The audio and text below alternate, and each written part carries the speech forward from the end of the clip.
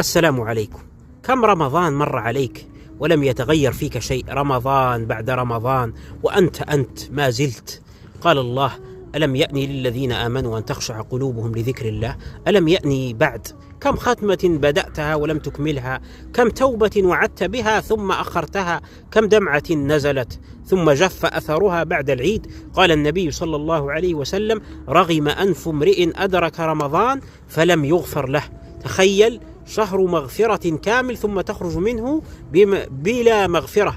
كان بعض السلف يبكون 6 أشهر بعد رمضان وخوفا ألا يقبل منهم. وأنت هل بكيت يوما لأن رمضان ضاع منك؟ هي ليست مشكلة موسم مضى، فالمشكلة مشكلة قلب لم يستيقظ بعد.